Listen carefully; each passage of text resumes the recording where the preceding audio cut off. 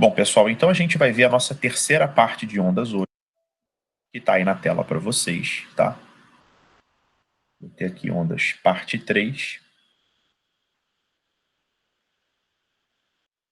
A gente vai falar hoje, basicamente, sobre a interferência de ondas, tá bom? A gente vai estudar com um detalhamento um pouco maior, tudo sobre a interferência de ondas. Quando a gente pensa em interferência de ondas, a gente só fica com esse conceito que está nesse slide na cabeça, só que tem muito mais do que isso sobre interferência. Vocês precisam se preocupar com esses fenômenos ondulatórios, como eles caem no dia a dia, qual é a aplicação prática desses fenômenos. É isso que o Enem cobra de vocês, é isso que a UERJ cobra de vocês. As particulares de medicina, elas ficam mais com a aula 1 de ondas, não é? Que é a equação da onda, V igual a lambda F, talvez uma lei de Snell, não é? Ela vai se ater mais às fórmulas, tá certo? A diferença entre onda mecânica e onda eletromagnética, as situações mais básicas de onda. Agora, as universidades públicas, sobretudo o Enem, tá? Ele está muito preocupado com a aplicação prática das ondas, onde isso se encaixa no nosso dia a dia, que objeto que a gente tem que trabalha com interferência, tá bom? Então é isso que a gente vai... Onde está presente esse fenômeno da interferência no nosso dia a dia? Então, vamos começar aqui com uma explicação básica de interferência, que talvez seja a noção que vocês têm sobre o assunto, quando se pensa em interferência. Assim como se pensa em onda. Você fala, a onda é V igual a lambda F, mas a gente sabe que tem muito mais por trás disso, né? Então, vamos lá. Existem dois tipos de interferência, pessoal. A interferência construtiva e a interferência destrutiva. O esquema que eu estou colocando aqui são para as ondas unidimensionais, depois eu vou fazer para as bidimensionais, mas é só para facilitar o nosso entendimento inicial. O que é uma interferência construtiva? Imagine vocês que têm um pulso, tá?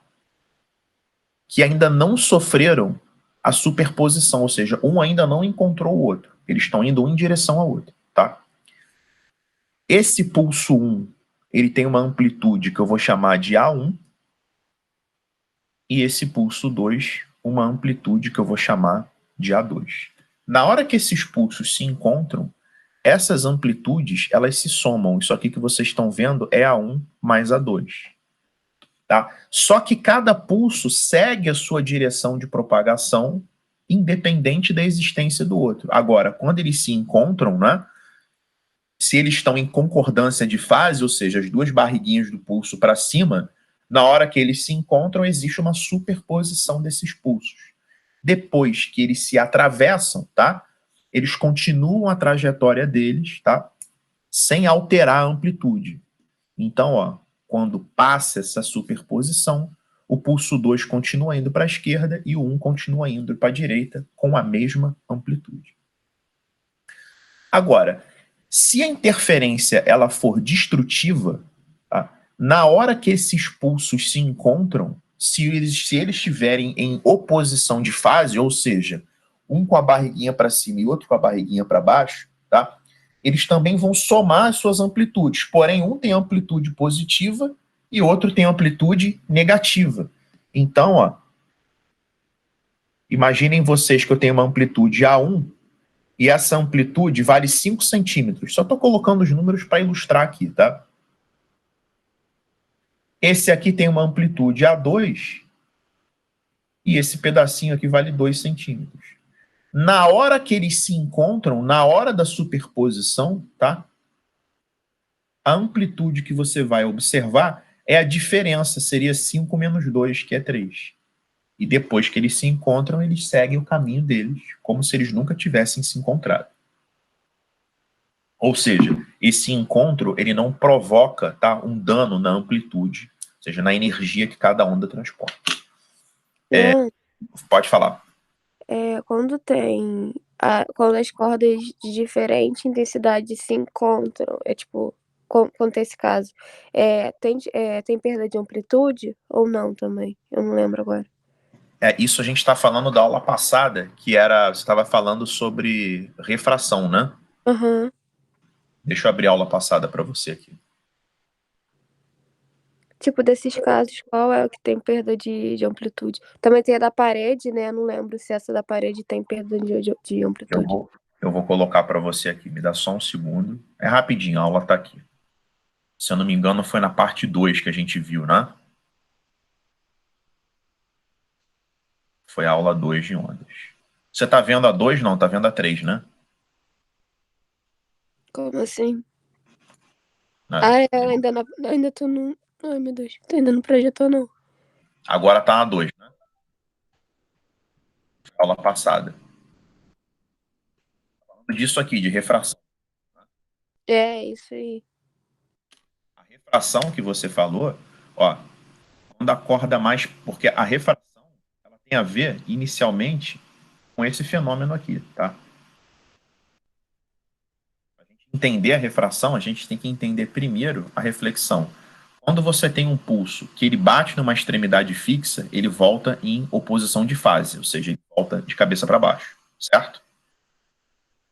Quando ele incide numa extremidade livre, ele consegue contornar uma extremidade livre e volta de cabeça para você entender o próximo slide. Quando você tem cordas, tá, de densidades lineares, e o que é densidade linear? É a razão entre a massa e o comprimento, tá? Quando você tem cordas de densidades lineares diferentes, tá bom? E quando a mais pesada vai, quando o pulso propagado na mais pesada, ele vai em direção à corda mais leve, e aqui a gente só tem um pulso, esse pulso refletido, ele volta em concordância de fase, como se ele tivesse contornado um obstáculo, tá bom? E o pulso refratado continua a sua trajetória. Só que aqui, Sara, é o mesmo pulso que deu origem a 2, porque teve a refração, ou seja, ele se propagou para outra corda, tá? Ele se propagou para outra corda e sofreu, isso é a refração, e ele sofreu reflexão, então ele voltou. Então, esse pulso que está vindo, tá? Ele voltou em concordância de fase, sofrendo reflexão, e se propagou para a corda mais leve, sofrendo refração. Quando é o contrário, tá? Quando você tem um pulso indo da corda mais leve para a corda mais pesada, esse pulso que atinge a corda mais pesada, ele volta, ou seja, ele sofre reflexão como se ele tivesse batido num obstáculo fixo, numa extremidade fixa, certo? Agora, o pulso refratado é sempre em concordância de fase. Se o pulso é para cima, o refratado é para cima. O refletido que muda. Quando é da corda leve para pesada, é quando se a leve, é como se a leve tivesse batido no obstáculo fixo. Quando é da pesada para leve, é como se a pesada tivesse contornado um obstáculo e voltado do jeito que ela foi. Em relação ao tamanho dessa amplitude, você tem que lembrar, e eu vou provavelmente colocar essa fórmula na próxima aula, só para ficar mais claro, que a quantidade de energia que uma onda transporta, ela também depende da sua amplitude. Então, ó, você tem aqui uma quantidade de energia inicial. Quando esse pulso ele sofre reflexão e refração, ou seja, quando ele se desmembra em dois, é claro que essa energia, tá, ela vai ser repartida entre esse pulso refratado e esse pulso refletido. Então, ambas as amplitudes A1 e A2 são menores do que a amplitude A. Isso acontece nas duas situações. Tá bom, Sara? Entendi. E na reflexão, quando ela bate na parede que é fixa, né? Ela também tem perda porque ela gastou energia para bater? Tem alguma coisa desse tipo ou não? Na prática tem. Porém, nos exercícios, é importante, isso que você está falando, Sara, é muito importante, porque existe a física teórica, que é aquela física que a gente estuda aqui, que a gente vê com as fórmulas bonitinhas, e a física do mundo real, que é a física prática, não é? Então, quando a gente faz, por exemplo, um exercício de plano inclinado, que a gente despreza atrito, a gente despreza a massa do cabo, a gente despreza a fricção entre a polia e o cabo, tudo isso a gente está trazendo para a física teórica, a gente está simplificando um modelo real. Nesses desenhos, se você vê ela voltando com a mesma amplitude, só que de cabeça para baixo, saiba que isso é um esboço da física teórica. Na realidade, ela acaba voltando com uma amplitude menor, porque tem sim uma perda de energia, tá bom? Ah, entendi, mas no caso tipo, de Enem, ele não vai considerar isso então, né? Pois Tá. é, aí ou o enunciado vai dizer que tem perda, ou ele não vai falar nada. Se ele não falar nada, você não vai desprezar nada também, entendeu? Entendi, valeu. Tá bom. Agora, se Leandro, não. Fala aí, Nara. mas nesse exemplo que você estava dando da corda mais densa, né? Com a maior densidade e menor densidade, eu Hã? poderia ter uma onda vindo, tipo, coincidindo entre as duas e aumentando, alguma coisa assim? Nada? Isso. Elas se juntariam, mesmo Sim, com a densidade diferente? estaria. Se tivesse. Vê se é isso que você está falando. Se viesse outra daqui, peraí. Se viesse outra daqui, né? Aham. Aí o que ia acontecer? Veio uma da pesada e uma da leve, tá? As duas iam sofrer refração, ou seja, ia existir o pulso refratado das duas. A hora que esse pulso refratado das duas se encontrasse, eles iam fazer uma superposição construtiva ou destrutiva, depende de como ele veio, né? Uhum. E você ia ter as respectivas reflexões, você ia verificar os dois pulsos voltando. A diferença é que esse verdinho ia voltar de cabeça para baixo e esse marrom ia voltar de cabeça para cima, tá bom? Por quê? Porque o pulso refletido da corda pesada, quando ele atinge a mais leve, ele volta em concordância de Ah, fase, sim, sim, sim, entendi. tá bom? Aham, Eu beleza. acho que foi mais ou menos isso que a Sara perguntou no começo também. Eu não sei se você queria saber sobre isso, Sara, se viessem dois de cordas de densidade diferentes. Eu não sei se esse era o teu objetivo inicial. Também tinha a ver, mas também tinha a ver com a amplitude. Nesse caso da Inara, ia haver perda de amplitude também, né? Ou não? Ia. Sempre, sempre. Ah, tá. Sempre que tem refração, tem perda de amplitude. Por quê? Parte vai se refratar, parte vai se refletir. Imagina que você tem um pacote de energia, tá? Que eu não vou colocar unidade aqui, de 100. Você tem 100 unidades de energia. Sei lá, 60 vão para o refratado e 40 vão para o refletido. A energia, ela se divide. E isso tem efeito na amplitude e na velocidade também, tá bom? Ah, tá. Tá bom. Tá bom? Então, beleza.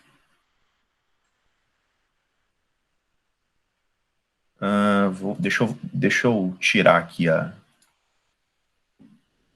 Vocês estão vendo que tela agora? Ainda da refração. Tá. Então deixa eu voltar aqui para. Bom, então esse slide.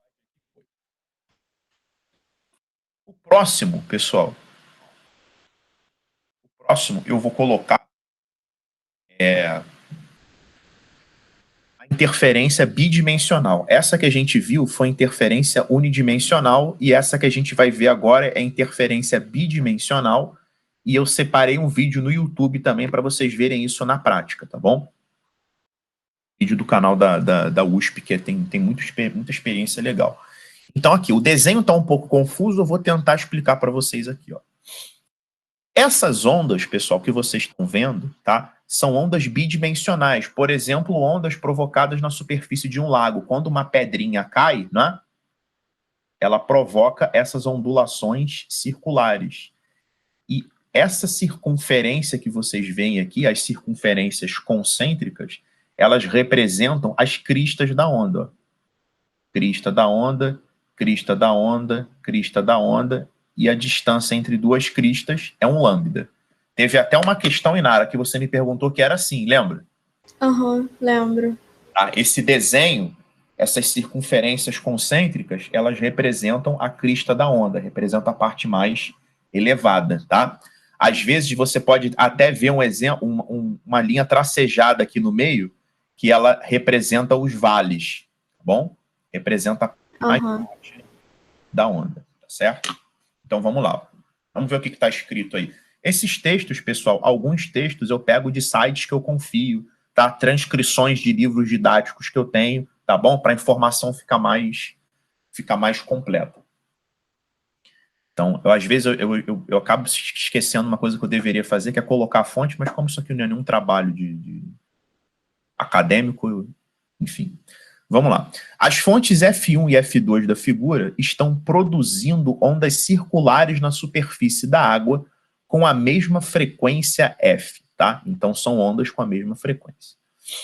Comprimento de onda lambda e amplitude A e em fase, ou seja, ambas para cima ou para baixo, tá? Ou seja, elas estão produzindo ondas, tá? Com a mesma frequência, mesmo comprimento de onda. No vídeo que eu vou mostrar para vocês, vocês vão ver como é que isso funciona mais ou menos. Ao se encontrarem, provocará um fenômeno da interferência, onde nos pontos de superposição entre duas cristas ou dois vales, ocorrerá interferência construtiva, ou seja, a amplitude será o dobro, né? Se você tem ondas de mesma amplitude, quando as cristas se encontram, né, você tem um 2A para cima, e quando os vales se encontram, você tem um 2A para baixo. Agora, nos pontos onde se encontra uma crista e um vale, ocorrerá interferência destrutiva. Se você tem uma crista de amplitude A, a hora que ela se encontra com um vale de amplitude A, ocorre uma interferência destrutiva, que não tem amplitude, ou seja, 10 centímetros para cima de amplitude, com 10 para baixo, vai dar zero, né? Aí ele dá até um exemplo aqui, sonoro, e a gente vai ver a interferência sonora, a ressonância, na aula de ondas sonoras. Então tem muita coisa ainda que está guardada para a próxima aula, instrumentos musicais, né? Então, ó, assim, por exemplo, quando você ouvir música em um recinto, você percebe que em alguns locais o som tem maior intensidade, que é uma interferência construtiva, e em outros tem uma menor intensidade, que é uma interferência destrutiva. Eu já vou adiantar aqui um equipamento para vocês que funciona com interferência.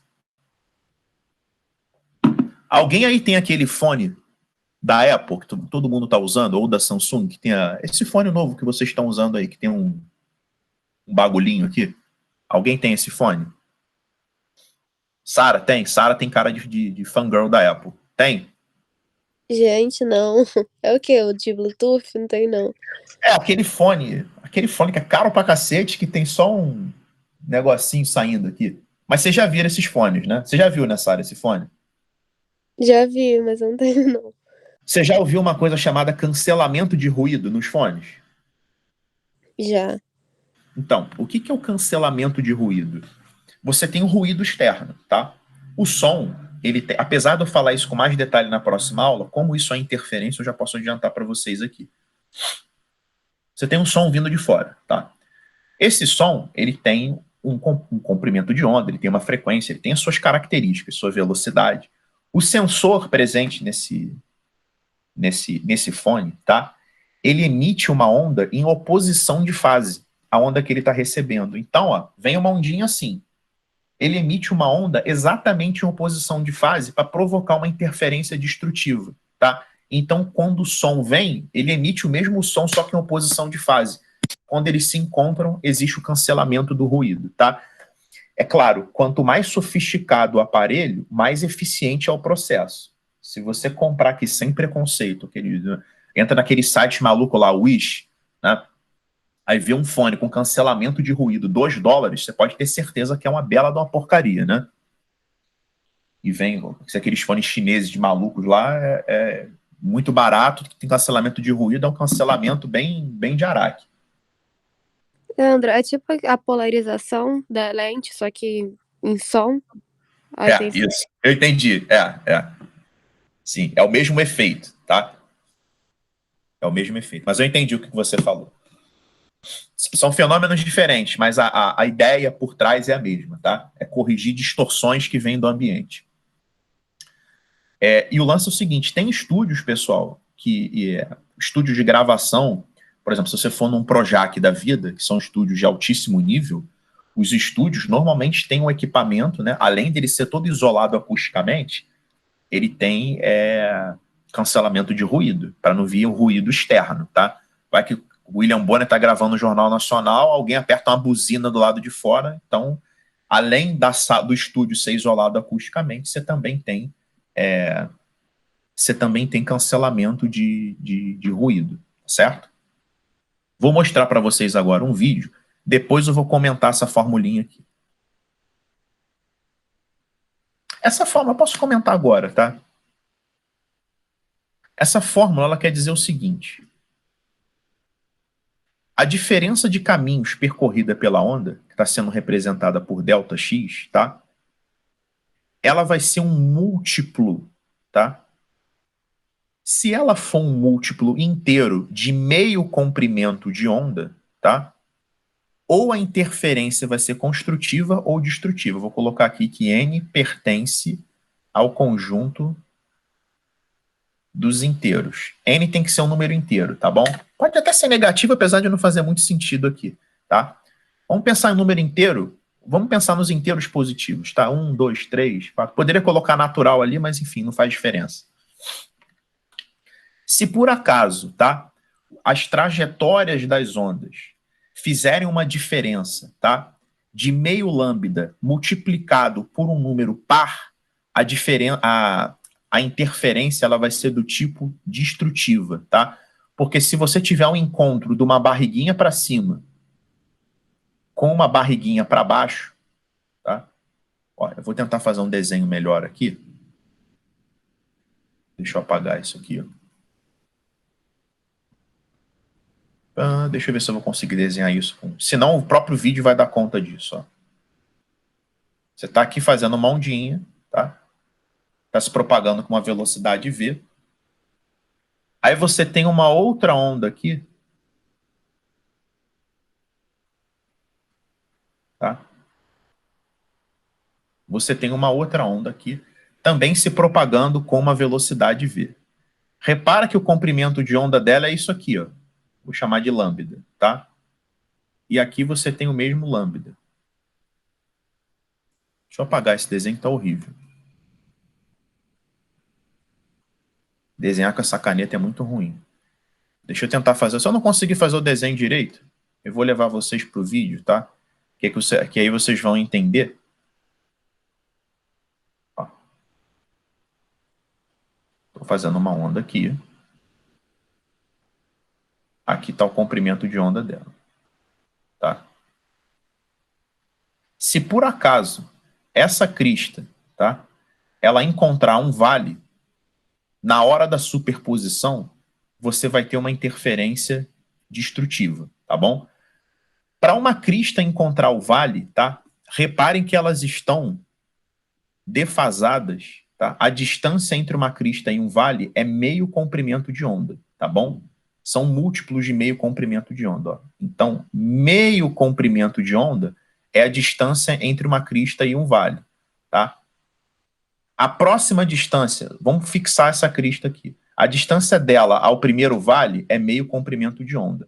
A distância dela ao próximo vale já são 3/2 comprimento de onda. A distância dela ao outro vale já são 5/2 do comprimento de onda. Tá?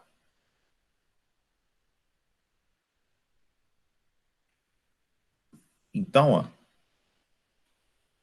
deixa eu apagar isso tudo aqui. Senão não vai dar espaço para eu escrever.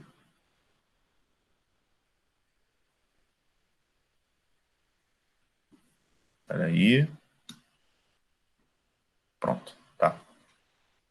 E é o seguinte, vocês vão verificar o seguinte, se esse número n ele for par, ou seja, se você tiver uma distância de meio comprimento de onda, se você tiver uma distância de 1 comprimento de onda, se você tiver uma distância de... Vamos pegar os pares, né? Vamos pegar o... Porra, olha a merda que eu tô fazendo aqui.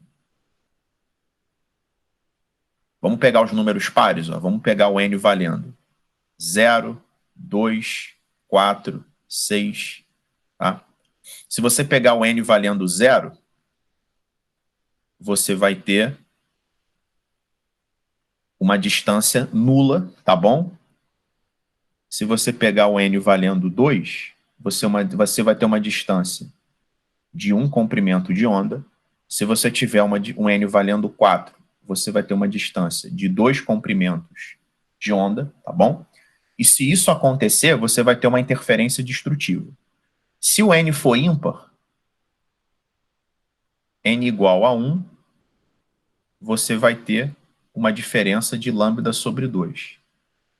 N é igual a 3, vamos lá. 1, 3, 5, 7. N é igual a 3, você vai ter 3 lambda sobre 2.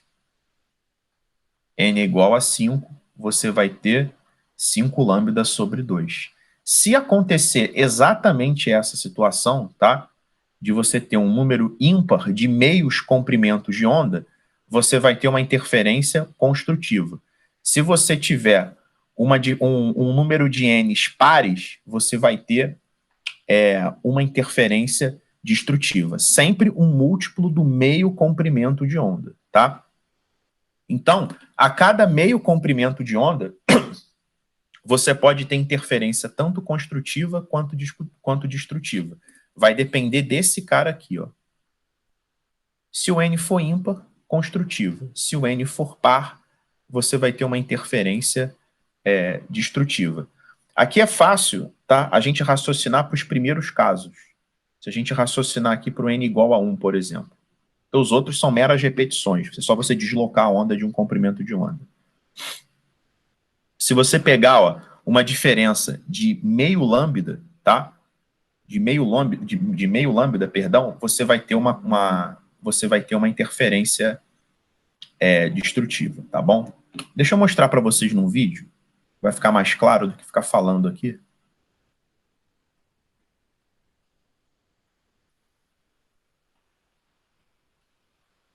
Só para vocês verem na prática como é isso. Tá aqui. Deixa eu só apresentar aqui uma guia do Chrome.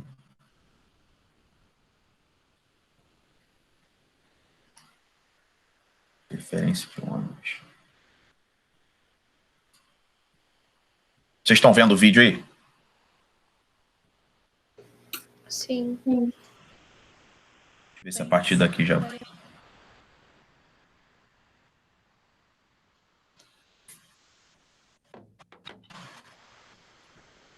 Preste atenção no que ele vai fazer. Outra maneira de se obter interferência das ondas é por meio de ondas circulares formadas por duas esferas de plástico tocando a superfície da água. Para isso, vamos trocar a haste plana por dois suportes com esferas, tocando a água com a mesma frequência. Olha como é que ele faz as ondas, ó.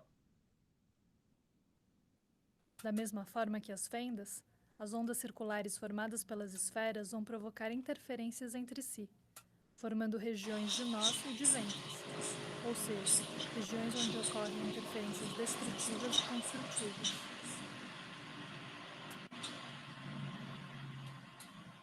Então, ó, eu congelei nessa foto aqui para vocês darem uma olhada, tá? Vocês têm regiões claras e regiões escuras. Isso representa, respectivamente, interferência construtiva e interferência destrutiva, tá? Vocês têm os dois tipos de interferência aqui. Então, essa foto... Deixa eu sair agora aqui. Cadê? Olhei um pouco aqui. Eu gosto de ficar trocando de apresentação toda hora, é uma merda. Essa foto que vocês estão vendo é exatamente isso, tá?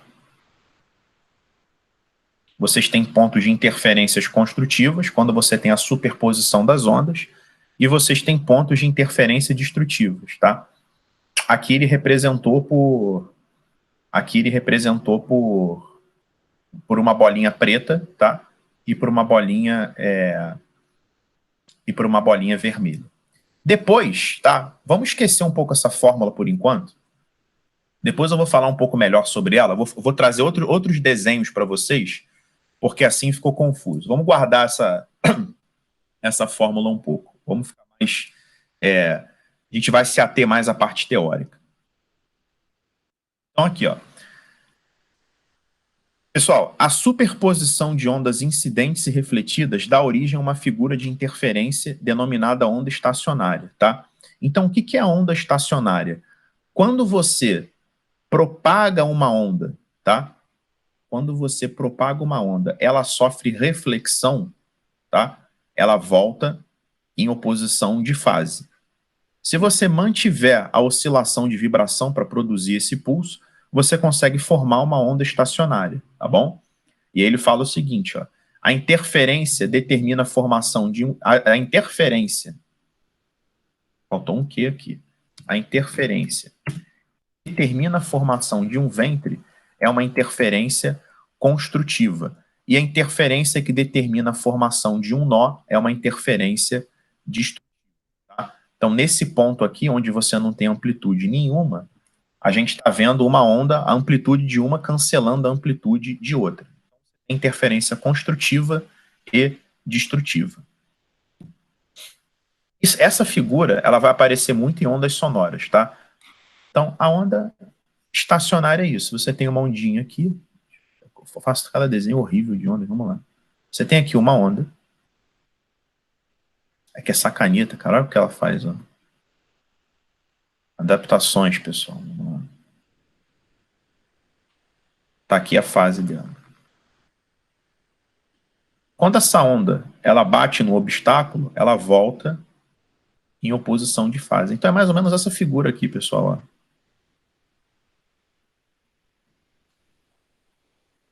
É essa figura aqui. Tá certo? Ficou horrível o desenho que eu fiz, mas isso aqui que seria uma onda estacionária, tá certo? É quando a onda ela sofre reflexão, ela volta em oposição de fase, tá bom? Aí dá origem a essa experiência que eu vou mostrar para vocês, que é chamada de experiência de Young, né? Que a gente já vai falar agora sobre a interferência das ondas luminosas. Ela é muito importante pelo seguinte. Coloquei aqui um pouco de história, né? Ó. Isaac Newton, autor das leis que explicam as causas e efeitos dos movimentos, acreditava que a luz era formada por corpúsculos e que os principais fenômenos ópticos podiam ser explicados utilizando a teoria corpuscular, tá? Então ele acreditava que a luz era um pacotinho era um corpinho que carregava matéria, né? Ele acreditava que a luz era isso, que era um corpúsculo, né? Ou seja, para ele devia ter massa, sei lá. Christian Huygens, a gente vai falar nesse cara mais na frente, era contrário à visão que Newton tinha. Ele defendia a teoria ondulatória. No entanto, a teoria de Newton prevaleceu por séculos em razão de sua autoridade científica. Ou seja, como Newton já tinha produzido muito trabalho de extrema relevância, né? Os caras pensavam assim, pô, o Newton falou, tá falado. Só que ele estava errado, né? Esses grandes cientistas, eles também tinham erros de raciocínio, que é perfeitamente plausível. Os caras não eram Deus, né? Foi só no início do século XIX que Thomas Young realizou um experimento e resolveu a questão favorável a Huygens. Se fala o nome desse cara. Qual foi a experiência de Young, pessoal? A experiência de Young foi o seguinte, e vai ser explicado aqui no próximo slide. A primeira demonstração experimental de que a luz é uma onda foi realizada no ano de 1801 pelo médico, cientista e físico inglês Thomas Young. Ele se interessou pelo estudo dos fenômenos luminosos e foi o primeiro a propor que as ondas luminosas são transversais e não longitudinais, como alguns cientistas acreditavam. A gente viu, pessoal, que a onda luminosa ela é uma onda eletromagnética, porque é uma onda elétrica transversal e outra magnética também transversal, só que perpendicular a essa magnética. Por isso que a onda ela é eletromagnética. É um pulso elétrico e outro magnético. Young, com um experimento brilhante, descobriu um método para obter duas fontes de luz em fase. Thomas fez com que com a luz produzida por uma fonte luminosa fosse difratada ao passar por um pequeno orifício. Após ser difratada, a onda luminosa se propagava em direção a dois outros pequenos orifícios, onde sofria novamente o fenômeno da difração. A gente viu na aula passada, pessoal, o seguinte, o que é difração? É a capacidade que uma onda tem de contornar o obstáculo. A onda sonora sofre difração. Tanto que se eu estou falando aqui para frente do computador, tá? Mas mesmo se não tivesse nenhum lugar onde minha onda sonora pudesse refletir, quem está atrás de mim, quem está, por exemplo, atrás da porta, tá? Aqui do meu quarto, também vai me escutar se a porta estiver aberta, porque o som ele vai contornando os obstáculos. Isso que é difração. A luz, ela só consegue sofrer difração, tá? Quando quando você faz com que ela passe por um orifício muito pequeno, tá bom? Tem que ser um orifício bem pequenininho para você perceber a difração da luz. Então, ó, com isso, surgiam duas novas ondas luminosas que se propagavam com fases constantes. Ou seja, quando a luz passava por esse buraquinho, tá? Ela sofria difração, ou seja, ela se espalhava. Finalmente, essas duas ondas atingiam um anteparo, ou seja, um alvo, onde era possível ver a existência de regiões claras e escuras. As regiões escuras correspondiam às interferências destrutivas, enquanto que as regiões claras correspondiam às interferências construtivas. Então, olha só, pessoal. O experimento era esse, ó. Uma fonte luminosa, tá bom? Essa onda, ela sofria difração. Essa onda aqui também sofria difração. E as duas ocasionalmente se encontravam. Quando elas se encontravam em concordância de fase, tá? Você percebia um brilho maior. Quando elas se encontravam em oposição de fase, você percebia a ausência do brilho. E quando elas se encontravam parcialmente, né? Ou seja, nem em concordância de fase e nem em oposição de fase, você percebia uma sombra, que a gente chama de franja, tá bom? Aí, ó, último parágrafo. A experiência realizada por Young teve grande repercussão entre outros cientistas, pois ele mostrou que é possível obter interferência com a luz e dessa forma demonstrou de forma quase definitiva que a luz é um fenômeno ondulatório, tá? Então, ó, esse gráfico, ele está mostrando que nesse meio, a interferência, que bem no meio do gráfico, a interferência é a maior possível, por isso que você tem um brilho maior, tá? E onde você tem interferência destrutiva, aqui, ó, interferência destrutiva, destrutiva, isso corresponde às regiões escuras. E aqui você tem alguma coisa parcial, não é? Não é nem o maior brilho, mas também não é nem escuro, que são as regiões sombreadas. Vamos colocar um vídeo aqui.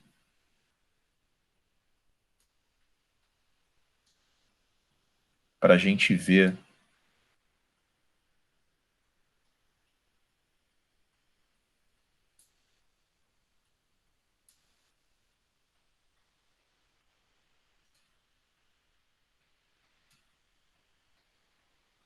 Coladas numa placa fina de da difração da luz. Para isso, usaremos duas lâminas de barbear coladas numa placa fina de acrílico de maneira que formem uma fenda.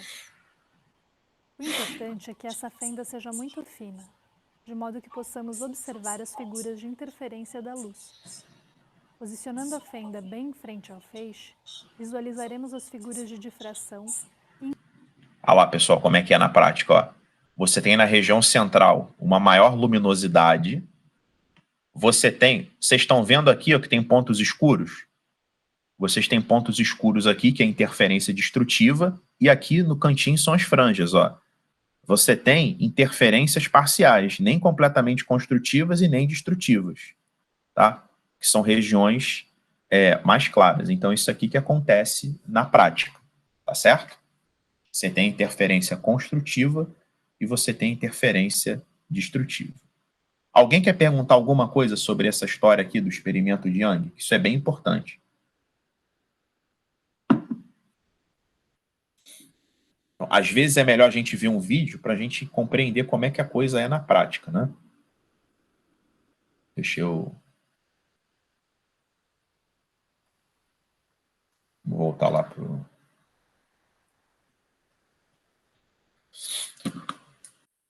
Então, desenho, porque às vezes a gente vendo o desenho fica, sei lá, não dá uma noção clara do que realmente acontece, mas o experimento é aquilo, tá? Ele faz um feixe de luz, tá? Passar por um orifício, aqui vem o feixe de luz. Quando ele passa por esse orifício pequeno, ele sofre a primeira difração. Quando ele passa pelos próximos dois, ele sofre uma outra difração, tá? E aí você tem essas duas difrações interferindo uma na outra, tá? Quando você tem uma interferência completamente construtiva, não é? Ou seja, elas se encontram em concordância de fase, você tem aquele brilho máximo. Quando elas se encontram em oposição de fase, você tem um cancelamento. E quando elas se encontram parcialmente, você tem aquelas franjas, né? Ou seja, você tem uma amplitude menor, tá? O reforço da amplitude que vai te dar aquele brilho máximo. Alguém quer perguntar alguma coisa dessa experiência de Young? Essa fórmula aqui, pessoal, eu vou trazer depois, tá? Na próxima aula, uns desenhos melhores para eu poder explicá-la aqui, senão vai ficar muito confuso. Como a gente vai ver isso de novo em som, isso com esses desenhos de ondinhas na caneta, na mão aqui, é uma bela de uma porcaria. Eu achei que fosse conseguir fazer, mas ficou. A caneta aqui, ela não dá uma precisão boa para fazer desenhos.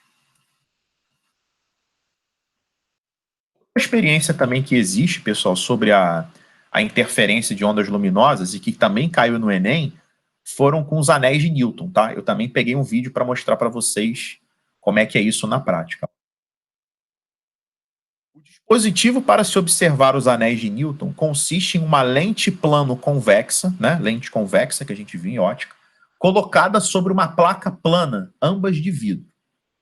O raio de curvatura da lente é muito grande, ou seja, uma lente quase plana, de forma que um fino filme de ar preenche o espaço entre as superfícies da lente e da placa.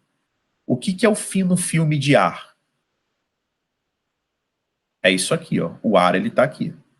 Esse que é o fino filme de ar. É o ar que fica entre a placa, tá? E a lente. Isso aqui, pessoal, é muito menor do que parece no desenho, tá? Porque essa lente aqui ela é quase plana, então quase não existe esse espaço. A espessura dessa película de ar varia de 0 no centro da lente, ou seja, aqui não tem espessura nenhuma, e acompanha a curvatura da lente até a borda, tá? Então essa espessura de ar ela vai aumentando à medida que você vai se aproximando da borda. Quando iluminada por cima, as ondas de luz são refletidas nas superfícies da lente e da placa que formam com a película. A diferença de fase entre essas ondas é determinada pela distância percorrida a mais pela onda, que é refletida na superfície de vidro em relação à que é refletida na superfície da lente, como ilustrada na figura. O lance é o seguinte, pessoal, esse parágrafo que ele falou, ele está querendo dizer o seguinte, ó. Quando iluminada por cima, as ondas de luz são refletidas nas superfícies da lente, tá? E da placa que formam a película. Então, você tem aqui o fenômeno da reflexão, certo? A diferença de fase entre essas ondas é determinada pela distância percorrida a mais pela onda que é refletida na superfície do vidro e em relação à que é refletida na superfície da lente, tá? Então, ó, você tem reflexão tanto aqui na placa de vidro como reflexão na lente, tá bom, pessoal? Porque, ó, quando essa onda vermelha aqui, essa primeira aqui, quando ela incide, tá, na lente, ela sofre reflexão pela lente. Mas ela também, tá, atravessa a lente e encosta lá na placa de vidro, que também sofre reflexão. Então, são duas reflexões simultâneas, tá certo? O que acontece é o seguinte, ó. Como essa distância aumenta, tá? Ou seja, a distância entre a lente e a placa. Como essa distância aumenta a partir do centro da lente para a borda, a diferença de fase varia continuamente e dá origem a interferências construtivas, que são os anéis claros, e destrutivas, que são os anéis escuros. Pessoal, essas reflexões provocadas pela lente e pela placa, tá bom? Elas têm percursos de tamanho variável, tá certo? Se você partir do centro até a borda, os percursos são variáveis. E ora essas interferências são construtivas, tá? E ora essas interferências são destrutivas. Quando as interferências são construtivas, são esses anéis claros que vocês estão vendo. E quando as interferências são destrutivas, são os anéis escuros. Isso basicamente que são os anéis de Newton, tá? O padrão de franjas é circular devido à simetria radial da lente, tá bom? Então, ele está dizendo, o porquê que é um círculo tem a ver com a própria natureza simétrica da lente. Aí, ó, apesar de se observar as franjas, mesmo quando o dispositivo é iluminado com luz comum, a visibilidade das franjas é melhor iluminando com uma lâmpada de vapor de sódio, ou seja, uma lâmpada, se você pegar uma lâmpada monocromática, tá? Uma lâmpada de uma cor só, você vai ver essa interferência com uma maior nitidez, mas dá para fazer com uma luz normal, tá? Ou ele fala assim, ou com feixe de laser. Então, eu vou mostrar para vocês como é que é uma experiência com isso aqui, ó.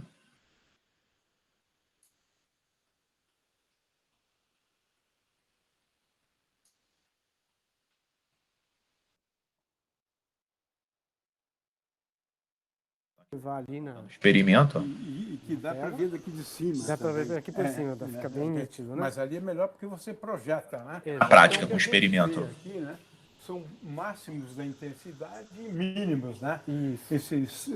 Essas circunferências escuras, né? São os mínimos de intensidade. Aqui como é que é na prática, pessoal. Ele está iluminando ele com uma luz monocromática verde, não é? Então, ó, a parte clara, que é o verde, são as interferências construtivas. E a parte escura, né, são as interferências destrutivas, tá bom? Ou seja, é o verde com uma fase com outro verde em oposição de fase. Quando esses verdes em fases opostas se encontram, tá? Você não vê cor nenhuma, tá bom? É a cor escura, tá?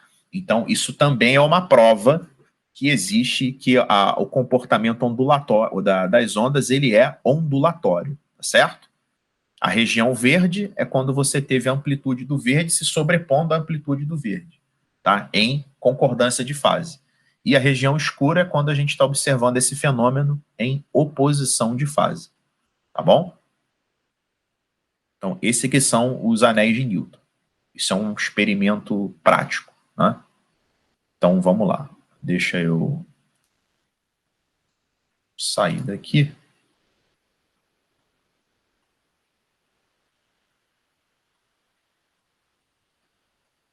E voltar para cá.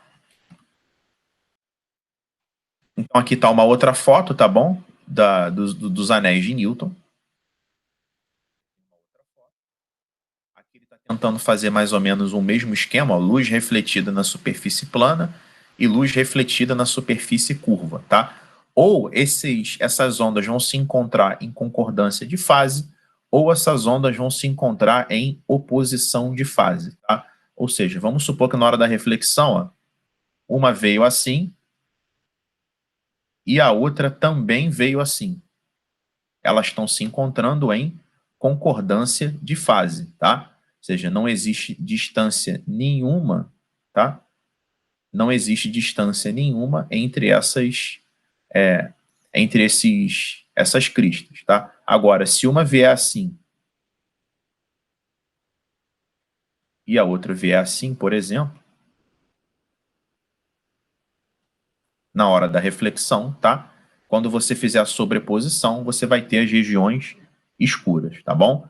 E é claro, pessoal, o que vai ditar essa concordância ou essa oposição de fase é essa distância que existe entre as duas, tá? Essa distância variável, tá bom? Essa distância variável, ela vai produzir essas diferentes regiões, clara, escura, clara, escura, clara, escura, certo? E a foto do lado, a fotografia do lado, é uma aplicação disso, né? Aí tá aqui, ó, utilização prática importante.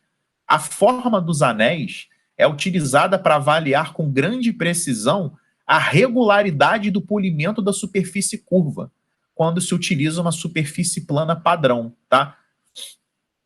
Ou seja, pessoal, a superfície curva, ela vai estar corretamente polida se você observar os anéis de Newton exatamente como essa fotografia, tá?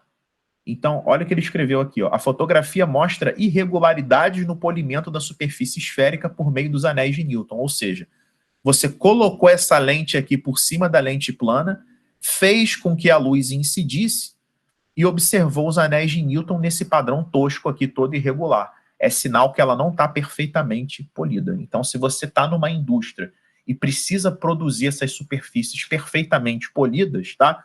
Um experimento para você verificar esse polimento pode ser esse, tá certo? Isso, por exemplo, pode ser uma questão do Enem, exatamente com esse contexto, né? Te mostra essa figura aqui e tenta relacionar isso de alguma forma com interferência de ondas luminosas ou citando os anéis de Newton. Então, quero que vocês associem essa foto aqui, essa fotografia dessas circunferências clara, escura, clara, escura, clara, escura, à experiência dos anéis de Newton, tá bom? Deixa eu ver o que... Eu coloquei só, antes da gente fazer alguns exercícios, eu coloquei aplicações da interferência no dia a dia, né? Aí o primeiro que eu botei foi na bolha de sabão, ó. A interferência também ocorre nas bolhas de sabão. O feixe luminoso, ao incidir na bolha, sofre esse fenômeno tanto na superfície superior quanto na inferior. Em virtude disso, surgem regiões escuras, que são as zonas de interferência destrutiva, e as regiões claras, que correspondem às zonas de interferência construtiva, tá? Então, pessoal, quando a luz incide numa bolha de sabão, ela também sofre o fenômeno da interferência, por isso que você vê... quer ver outro lugar que sofre, que dá para ver essa interferência? Se você pegar um CD também, ficar passando, tá, o verso do CD na luz, você vai verificar que você tem uma distorção de cores, tá? Esse fenômeno também é a interferência. Quando você tem a luz policromática, né? Isso aqui tem várias cores, pessoal, porque está sendo iluminada pela luz policromática, tá certo? A luz do sol é uma luz que contém todas as cores. Se você pegar a luz do ambiente, que é policromática, e colocar o seu CD, tá? O verso do CD, ou Blu-ray, ou DVD, você vai ver que você vai ver esse fenômeno também da interferência. Leandro, Fala aí. volta ali rapidinho. É porque, tipo assim, a bolha tá meio que como se fosse um espelho, né? Que dá pra ver, não sei se é uma casa. Isso tem algum nome também específico que ocorre na bolha de sabão? Ou... Acontece, a bolha, ela também pode ser uma superfície, refletora, né? Se você pegar, por exemplo, em Ossara, se você pegar o teu óculos, que é uma vidro, tá? Você também consegue ver o reflexo de algumas coisas, tá bom? Por isso até que não tem lente anti-reflexo. Uhum. Então, a lente anti-reflexo, ela é para eliminar esse efeito indesejável, né, da reflexão. Apesar da bolha de sabão ela permitir a passagem da luz, você consegue ver através dela, você também consegue ver o teu reflexo. É como se você estivesse olhando na água de um rio, por exemplo. Você, além de conseguir ver o teu reflexo, você consegue ver o que está no fundo do rio também, tá? Esses materiais que permitem a passagem da luz, você tanto pode observar a reflexão quanto o fenômeno da refração. Ou seja, você tem a passagem da luz, mas também tem o reflexo. Agora, eu não sei se esse prédio bonitinho aí é uma foto real ou se é uma arte que fizeram, tá? Com essa precisão, mas que dá para ver o reflexo dos objetos através da bolha, também dá. Tá bom? Tá bom. Pessoal, outro exemplo aqui, ó. No ramo das telecomunicações, o estudo da interferência é muito importante, pois esse fenômeno é um dos fatores responsáveis pela limitação do tráfego das informações, produzindo ruídos e outros tipos de interferências que podem ser reduzidos com certos tipos de modulação. Alguém aqui já comprou telefone celular fora do país? Alguém aqui já viajou e trouxe telefone de fora? Alguém já fez isso? Você pode trazer... Alguém já ouviu falar que se trouxer telefone de fora pode ser que não funcione? Cuidado para não comprar o telefone de fora, que pode ser que não funcione no Brasil. É porque a gente, tá? A Anatel, ela regulamenta as faixas de frequência que teu aparelho vai funcionar justamente para tentar minimizar esse efeito da interferência, tá? Você tem... Leandro, Fala aí. é o celular ou o chip que você tá falando? O celular. Ah, tá. Nunca ouvi, não. Tá? O celular, tem celulares que você traz de fora, se eles não forem, homologados pela Anatel, pode ser que eles não funcionem, tá? Porque fica fora da faixa de frequência que os celulares funcionam aqui no Brasil, tá? Então você tem que tomar muito cuidado, tá, com essa questão das interferências, para não... Teve até um exemplo na Guerra das Malvinas, que tinha um navio inglês, né, um cargueiro inglês, que ele tinha um radar antimíssil, tá, que funcionava com uma determinada frequência, e o rádio de comunicação, que funcionava com uma frequência muito parecida, muito próxima. E, ocasionalmente, tá, essa onda emitida pelo radar, ela interferia na onda do sistema de antimísseis, tá? Os dois funcionavam com ondas de rádio. Como essas ondas faziam interferência, quando o navio inglês queria falar com os postos em terra, ele acabava desligando o radar antimíssil. Numa dessas que eles desligaram o radar antimíssil, eu não sei se a Maria da Argentina sabia disso, numa dessas que eles desligaram o antimíssil, a Argentina enviou um míssil e afundou o navio inglês, tá? E deve ter matado uma galera por causa da interferência. Se eles tivessem tomado cuidado em deixar as interferências em intervalos bem afastados, de modo que um não interferisse no outro, né? Deixassem as frequências, perdão, em intervalos bem suficientemente distantes, uma frequência não interferir na outra, né? Porque você tem aqui uma frequência de comunicação. Se você tem a frequência próxima, né, você pode provocar uma superposição e vai provocar um ruído, tá bom? Isso pode até inviabilizar a tua comunicação. Fala aí, Sara. Ui, foi mal, achei que tu tinha parado de falar. Pode falar. Fala. É o caso do avião, né? Tipo, desliga o Wi-Fi. É a mesma Isso. coisa.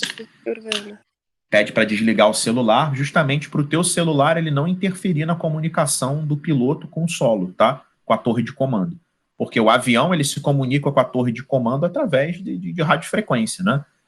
Se você tiver, por acaso, um equipamento que tem uma frequência parecida, o que acontece, pessoal? Tá aqui o aviãozinho. Tá aqui a torre. O avião, ele emite um sinal com uma determinada frequência. A antena vibra com a mesma frequência para captar esse sinal que está vindo do avião. Então o piloto está falando aqui, deu merda aqui em cima. Aí esse sinal vem, a torre vibra com a mesma frequência que o avião está mandando o sinal, e aí o cara que está aqui escuta, deu merda aqui em cima, tá?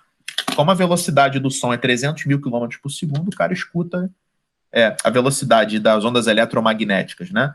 São de 300 mil km por segundo, o cara escuta na hora, né? Não é onda sonora, o cara não dá um grito, o cara não grita lá de cima, deu merda! Não, ele fala pelo rádio, né? Porque essa onda vai trafegar com a velocidade da onda eletromagnética, e não o cara falando, né? Senão não dá para escutar, obviamente. Aí você tá com a porra do celular ligado aqui, tá? Por acaso, o teu celular tá emitindo uma onda com a mesma frequência que essa aqui, tá? A onda, a torre, ela pode acabar captando a tua frequência ou as duas juntas, então vai ter um ruído de comunicação, tá? Aí a mensagem é assim, deu aqui, ou seja, o cara não consegue captar porque teve uma interferência, tá? Se for destrutiva, uma vai anular a outra, se for construtiva, vai sair o que o cara falou e junto com a poluição do teu celular, tá? Então é isso aí sim, Sara, é esse fenômeno. Aqui eu coloquei outros fenômenos, ó. Botei, ó.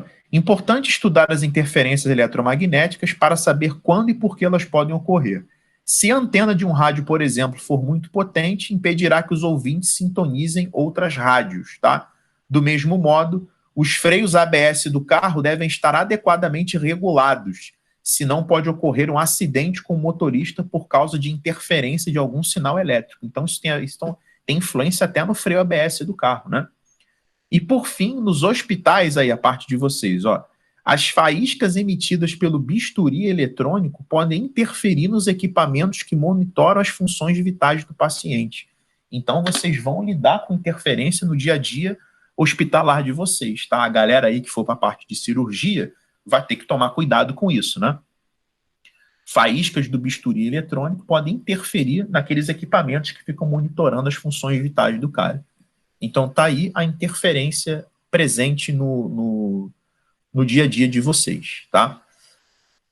Pessoal, eu vou deixar alguns exercícios para vocês fazerem agora. Eu vou descer e vou pegar uma água para mim. Então, eu vou dar 3 minutinhos para vocês fazerem esse primeiro aí, a gente vai corrigindo, tá bom?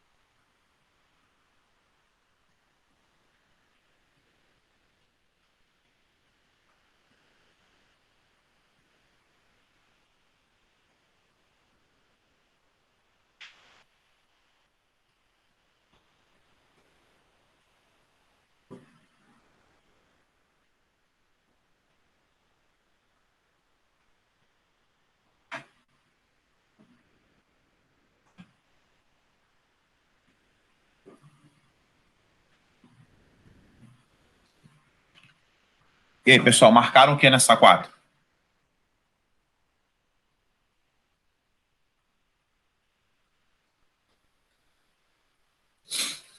O que vocês marcaram nessa aí? Sara, marcou o quê? Eu fiquei na dúvida entre C e E. Dúvida entre C e E. Vamos lá. quando se considera a extrema velocidade com que a luz se espalha por todos os lados, e que quando vem de diferentes lugares, mesmo totalmente opostos, os raios luminosos se atravessam uns aos outros sem se atrapalharem, compreende-se que quando vemos um objeto luminoso, isso não poderia ocorrer pelo transporte de uma matéria que venha do objeto até nós, como uma flecha ou uma bala atravessa o ar, pois certamente isso repugna bastante a essas duas propriedades da luz, principalmente a última. O texto contesta a concepção acerca do comportamento da luz. O texto contesta aqui a concepção, perdão, li errado, tá? O texto contesta que concepção a respeito aí do comportamento da luz. O lance é o seguinte, esse texto, ele está dizendo, ó, olha o que ele está falando. Isso não poderia, ou seja, o fenômeno que ele está descrevendo, que é o fato da luz atravessar a outra e depois você vê os feixes como se nada tivesse acontecido, não pode ocorrer se caso a luz transportasse matéria, que era justamente a visão que o Newton tinha, né? O Newton achava que a luz era um corpúsculo, era um corpo pequenininho, tá? Tinha massa, inclusive, né? Então, ó, isso está contestando justamente a visão que o Newton tinha. Onde é que está isso aqui na nossa aula? Aqui, ó. Isaac Newton, autor das leis que explicam as causas e efeitos dos movimentos, acreditava que a luz era formada por corpúsculos e que os principais fenômenos ópticos poderiam ser explicados utilizando a teoria corpuscular, tá? O Huygens, que acho que era contrário a essa visão, e aí foi a experiência do Young, né, com as fendas que ele usou, né, usou o fenômeno da difração da luz nesse experimento para provar que a luz tinha natureza ondulatória, tá bom? O gabarito é a letra C. Quem tinha essa visão da luz como sendo um corpúsculo era o Newton, tá? A letra E fala o seguinte, a ideia defendida pelos gregos de que a luz era produzida pelos olhos. Os gregos achavam isso de fato, né? Que saía um raio luminoso do nosso olho para enxergar as coisas, tá? Só que não é isso que o texto está contestando. Entendeu, Sara, que o texto não faz menção a isso? Entendi. Tá. De fato, os gregos estavam errados. Estavam errados quando eles achavam, né, que a luz era produzida pelos olhos. Só que não é isso que o texto está combatendo. O texto está dizendo que, ó, não tem como a luz ser um corpúsculo, tá? Ela não consegue transportar matéria. Era o Newton que defendia esse modelo, por isso que ele está contestando, ele está perguntando, ó, o texto contesta justamente a visão do Newton. Tá? Alguém quer perguntar alguma coisa em relação a esse exercício? Esse número 4?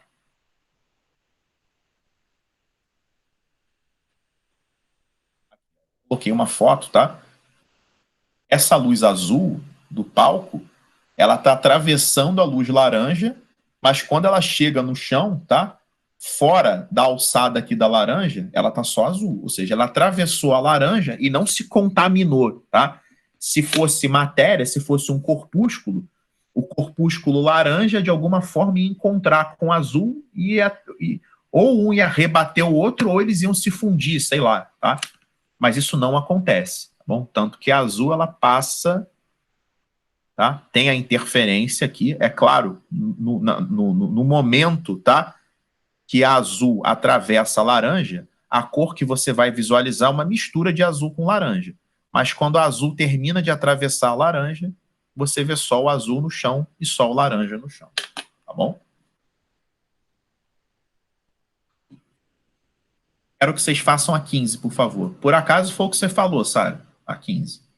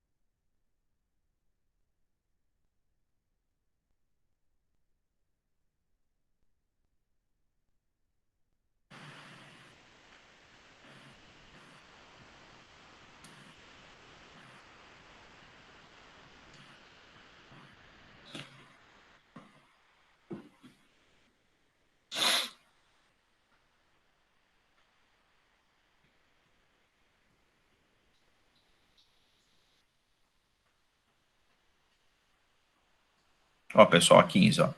Em viagem de avião, é solicitado aos passageiros o desligamento de todos os aparelhos cujo funcionamento envolva a emissão ou a recepção de ondas eletromagnéticas.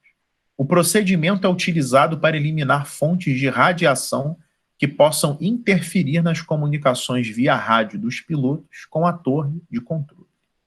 A propriedade das ondas emitidas que justifica o procedimento adotado é, então, por que pode dar problema, tá, nesse tipo de situação? Ó, a propriedade das ondas emitidas que justifica o procedimento adotado é porque elas têm frequências próximas, né? Não tem problema delas terem fases opostas, tá? A onda emitida pelo celular não é audível, tá? Então não faz sentido a letra B, tá? Intensidade inversa também não existe isso, tá? E serem de mesma amplitude e terem fases opostas não tem problema se elas tivessem frequência diferente, né? Se você tem a frequência de uma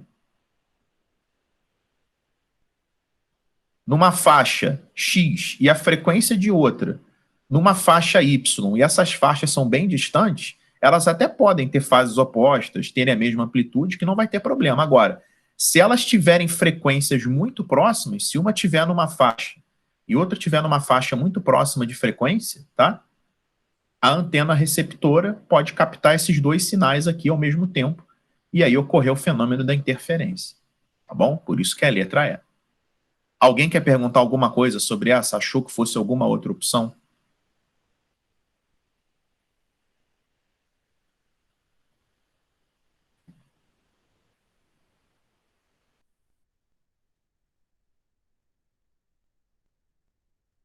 Então tentem fazer essa 23 aqui, por favor. Aliás, antes da 23, tentem fazer essa 71 da FESO. É legalzinho.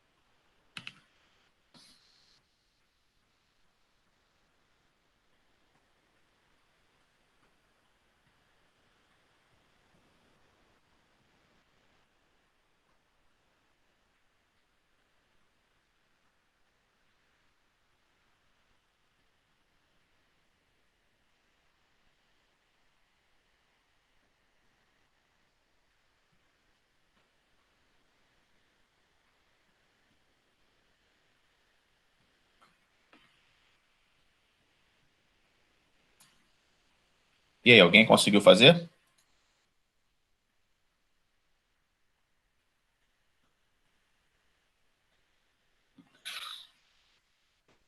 Eu pensei na D. Alguém marcou alguma coisa diferente da D? Eu fiquei na dúvida, porque como era anteparo fixo, eu pensei dela invertendo. Sim, ela vai inverter. Mas, tipo, nesses primeiros 3 centímetros. O que que acontece, ó? Quando você tem essa onda se aproximando, tá? A velocidade dela é 3 centímetros por segundo, ou seja, a cada 1 segundo ela percorre 3 centímetros. Ele pergunta o que que acontece 2 segundos depois, tá? Então, ó, no próximo segundo, eu vou fazer o comportamento dessa onda. Essa barriga vermelha, ela vai estar aqui.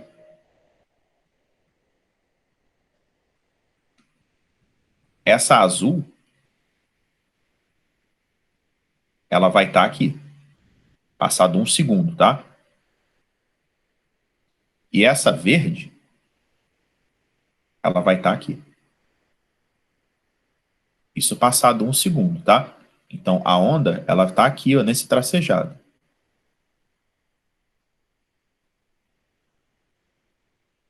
Beleza?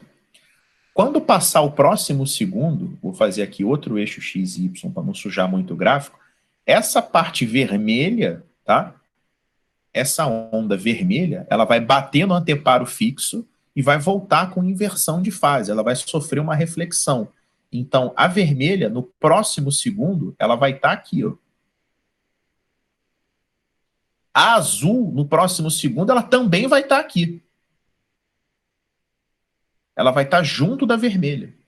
A azul está indo bater na parede e a vermelha já está voltando, tá? E a verde, ela vai andar mais uma casa. Ela estava aqui, está aqui, agora ela vem para cá. O que acontece é que quando a azul encontrar a vermelha, em concordância de fase, vai ter o fenômeno da superposição. Então vai ficar uma onda grandona aqui, que corresponde a azul mais a vermelha, e vai ficar a verdinha aqui, certo? Bem na parede aqui. E esse desenho ele está escrito, está representado na letra D de dado. Entenderam o que, que eu fiz aí? Querem que eu faça mais uma vez? Eu faço.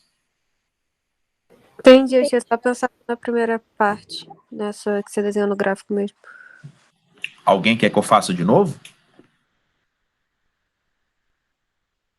É que eu fui fazendo segundo a segundo, tá? Ó, no primeiro segundo, a verde saiu daqui e veio para cá. A azul saiu daqui e veio para cá. A vermelha saiu daqui e veio para cá. No próximo segundo, essa parte vermelha bateu e virou de cabeça para baixo. Ou seja, tinha uma amplitude para baixo, agora tem para cima. A azul daqui veio para cá. Elas ficaram juntas, aí se sobreporam, tá? E a verde daqui veio para cá, tá bom? Era só fazer isso. Foi isso que você pensou, Inara? Aham. Essa questão, pessoal, eu vou fazer com vocês na próxima aula, tá? Porque eu vou explicar para vocês um pouco melhor essa questão de oposição oposição e concordância de fase. Mas quem quiser fazer para casa depois, é para usar aquela fórmula ΔX é igual a N lambda sobre 2. Para usar essa mas eu vou falar melhor sobre essa questão de oposição e concordância de fase na próxima aula. Eu vou começar a próxima aula explicando isso com mais detalhe, procurando desenhos melhores do que aquele que eu estava tentando fazer, que não é ajudar vocês em muita coisa. Vamos lá, quero que vocês façam a número 30, tá bom?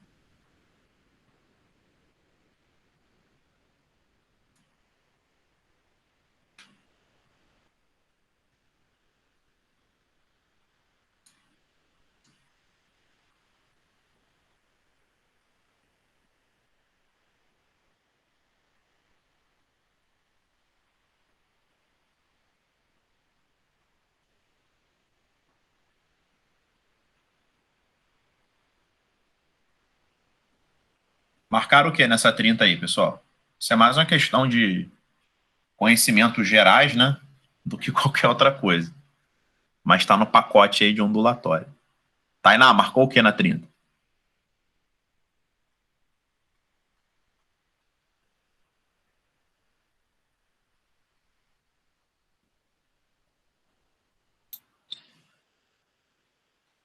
Tainá tá aí? Acho que tá travando o teu áudio, Tainá. Inara, Oi. marcou o que na 30? Eu pensei na E. Mas é isso aí mesmo. Uma É mulher. porque tudo vai ter contato com o celular, né? Exatamente. Tem questão do Enem que o próprio enunciado já te diz o que é para fazer. Ó. A telefonia móvel no Brasil opera com celulares cuja potência média de radiação é cerca de 0,6 watts. Por recomendação do ANSI e EEE, foram estipulados limites para a exposição humana à radiação emitida por esses aparelhos. Para o atendimento dessa recomendação, valem os conselhos: segurar o aparelho a uma pequena distância do ouvido, usar fones de ouvido para chamadas de voz e usar o aparelho no modo viva voz ou com dispositivos Bluetooth. Essas medidas baseiam-se no fato de que a intensidade da radiação emitida decai rapidamente conforme a distância aumenta. Ó, intensidade da radiação emitida decai rapidamente conforme a distância aumenta.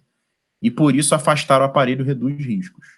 Para reduzir a exposição à radiação do celular de forma mais eficiente, o usuário deve, né? Então, quanto mais distante, né, ele utilizar, melhor, tá? Letra A, fone de ouvido com aparelho na mão. Aí o aparelho está na mão, né? Fone de ouvido com aparelho no bolso da calça, também está próximo de você.